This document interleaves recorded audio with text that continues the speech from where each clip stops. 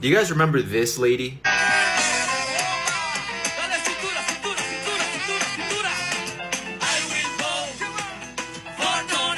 Well, I'm trying not to laugh. This is her now. It's been happening frequently at the 333 Miami Avenue Federal Court building. Janet Correa's husband was detained this week. According to her immigration lawyer, he has already been placed on expedite removal. They voted for Donald Trump. Donald Trump deport. Grab your snacks or maybe a tissue because this one, man, is the definition of a powerful moment. Remember the Latino woman who went viral for singing, I will vote for Donald Trump? Well, she's back in the headlines, but in tears and not in tones. Because ICE just came for her husband and she is devastated. Yep, the same system she shared for is now at her front door. You truly can't make this up because we got clips, the camera, and the commentary. Let's dive into this poetic plot twist. I didn't think they was going to go after Cubans. We are not the bad people. I vote Trump because he wants to help the people, but this is not right. You heard that right, guys. Janet Correa, the famous Trump singing lady, has had her husband detained by ICE. And not only that, but he got put on expedited removal. They want him out of the US. They don't want him. But of course, we've been telling them this all along. They don't want you, bro. Also, do you remember the time I went viral because I told people to call ICE on Latinos for Trump and the family members of Latinos for Trump? It looks like it's happening, and I couldn't be happier. You reap what you sow, and I stand by what I say. But anyways, play silly games, get silly prizes. Let me know what you guys think. I will never understand the Latino community and the ideology behind that because you guys are voting blue and saying that you guys are Democrats when in reality the Latino community has always been the most conservative community there is. We have conservative morals. For example, go ahead and ask your AKA ancestors, like you guys love to come up in the comments and say, oh, our ancestors must be so fucking proud. First of all, they are very proud because I'm not out there doing what you guys are doing, which is a whole bunch of bullshit, okay? And number two is go ahead and ask your bisabuelos, go ahead and ask your abuelitos what they think about same-sex marriage. Go ahead and ask them what they think about transgender people. Better yet, go ahead and tell your grandma or go ahead and tell your grandpa that you got knocked up on a one-night stand and that you're having an abortion.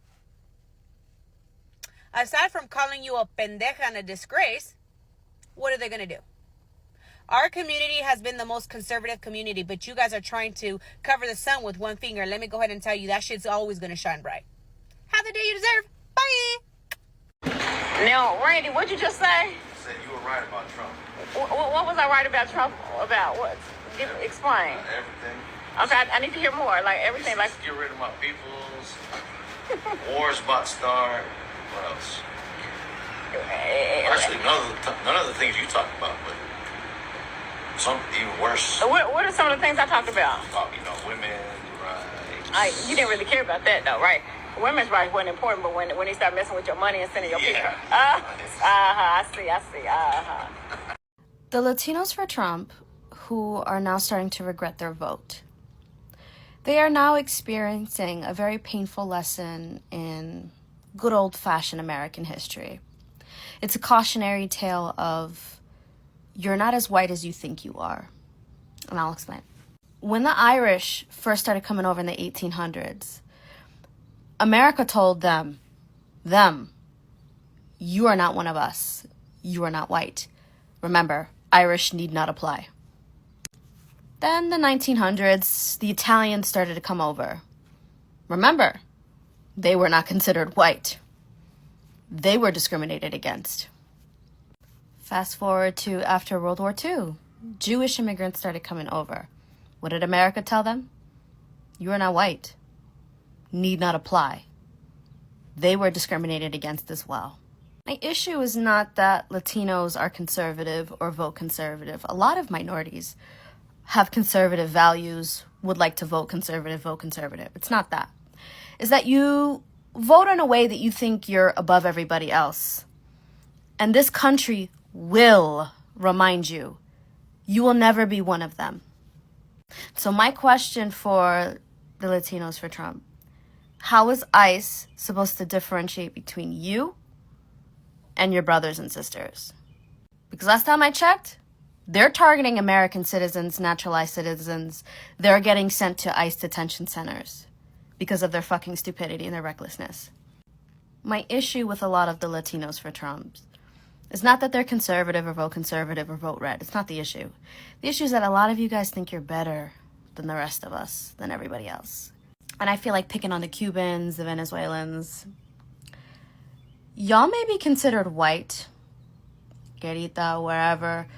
You may have blonde hair. You may bleach your hair blonde. You might have blue eyes. You might have fair skin. And in your respective countries, you may be considered white. You may be put on a pedestal. You may have certain privileges because of your proximity to whiteness. But let this be a fucking reminder that proximity to whiteness is not whiteness. And the scale's always going to tip back against you. So never get comfortable. You may be put on a pedestal in your own home countries, your respective countries, but out here in this country, unfortunately, America's going to remind you, you will never be considered white. You can put yourself down as white on all your government documents, and that's your right to do so.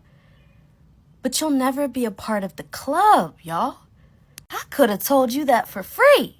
You are still an other, whether you like it or not, whether you believe it or not. Your last name is Hernandez, Garcia, Gomez, Fernandez. What else? Fill in the blank. Colon. Or you just may have that look to you. Whatever. They're always going to be able to clock that you are not an Anglo-Saxon, my friend. And trust me, they will kiss your ass during election season. They will invite you up to speak. You will be treated as a token blank, token black, token Latino, token Asian. And they need your vote because we're running out of white people. But never forget who put you on that token pedestal. And whoever puts you on a pedestal can knock you right the fuck off of it. So when y'all are starting to get pulled over by ICE, which we're seeing now, we're seeing a lot of the regret, especially in Florida, where they're like, oh, I voted for Trump, my son got paid, I got detained, Y'all are getting your nigga wake-up call. I call it a nigga wake-up call. It's a nigga wake-up call. It's American history. Know it. Take the time to learn it. Understand it. Recognize that history repeats itself. It's happening all over again. The gag is they're doing exactly what they said they were gonna do. I don't know why y'all are shocked. Y'all threw everybody else under the bus because you sit in the front seat of the bus of privilege. But forget that you're still on the damn bus with everybody. And they're not gonna be able to tell the difference. I could look at any Hispanic at a grocery store, anywhere. Unless you're wearing a MAGA hat, I won't be able to tell who voted for what. Same with ICE. But anyways, have a wonderful day. Meet Dices Salvador. She voted for Donald Trump in 2024 and is in the find out phase of her vote. Nombre. Daisy Salvador. Daisy, ¿usted está aquí por su esposo? Por mi esposo que fue detenido ahora injustamente. I will vote for Donald Trump. Injusticia! And as you can see from that video clip, she screams out the word injustice. No, Dices, the actual injustice is voting the way you did, thinking that it would actually affect others, but now it's came back to bite you in the ass. But let's see what else Dices has to say about the situation. Eso es al azar, es una falta de respeto tan grande a esta sociedad y a esta humanidad que las personas que sirven verdaderamente en este país, que reportan taxes, que nunca han cometido. And Dices, I do agree with you that it seems like they are actually doing this arbitrarily to anybody who has no crimes, who actually do contribute to society, who actually do pay their taxes. Your vote actually contributed to this, and now it's affecting you directly, which seems like you only cared that it is affecting you when you didn't care that it would affect others. And I'm genuinely hoping that this was a lesson that you had to learn personally. But comment and let me know what you think about the situation, and my name is Philip, and if you like what I post, please consider giving me a like, share, follow, and repost, as it really does help my page out. Thank you. So I'm coming for Latinos for Trump every day, every time. When I can, I'm doing it. Because the Republican budget plan just came out, and where's the no tax on tips? Not there. Where's the no tax on overtime? Not there. No tax on income. Not there either. You know what is there? Tax cut for the rich. Lowest there's ever been. But you bozos who kept screaming that he was going to do so much for the economy, that he was a businessman. He's a scammer. And we tried to tell you that he was not for you. Okay? So that just goes to show you, and I hope you're going to learn so many lessons. And they're going to be difficult ones. And we're not going to hold your hand while you learn them. All right?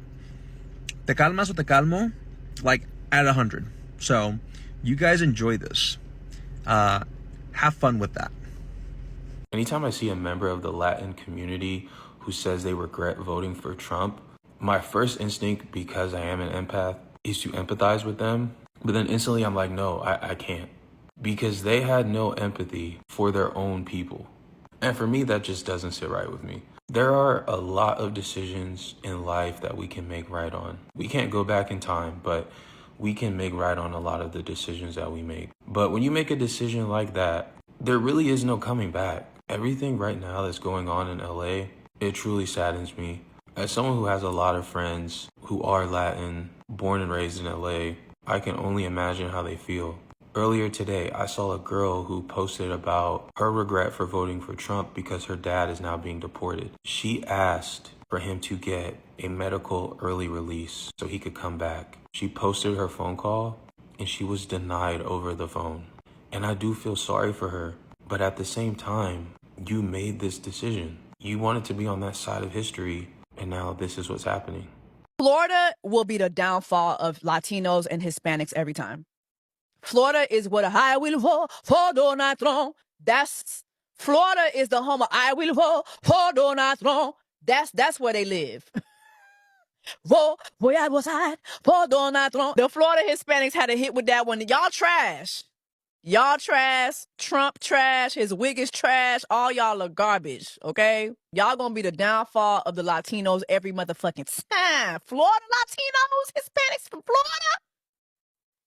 You cannot tell them that they are not Caucasian. Like, it's really just ridiculous. So why the tears? Girl, keep singing loud and proud because this is exactly the chaos you voted for. She didn't just vote. She made the whole campaign out of it and she proudly influenced others to do same. Now that the results are hitting home, suddenly it's no longer catchy anymore. Well, it's giving, oops, I just helped deported my husband.